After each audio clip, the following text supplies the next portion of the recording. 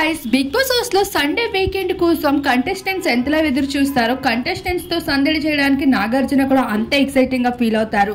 ఈసారి వినాయక చవితితో ప్రతి year big boss ఏ విధంగా స్టార్ట్ అవుతుందో ఈసారి వినాయక చవితిలో పల్లవి ప్రశాంత్ పసుపుతో వినాయకుడిని చేసిన విధానానికి పొగడ్తల వర్షం కురిపించేశారు. చాలా చక్కగా చేసావై, మట్టితో చేసే పళ్ళు పసుపుతో కూడా చేసావు, చాలా అందంగా అనిపించింది. ఆ వినాయకుడు కూడా ఎంతో ముద్దుగా ఉన్నాడు. ప్రతిసారి ఏడుస్తే ఏం బాగుంటుంది, కొన్నిసార్లు చాలా టఫ్ గా కూడా ఉంటుంది. బిగ్ బాస్ అనేది అన్ని ఎమోషన్స్ ని కంట్రోల్ చేసుకోవడమే కదా.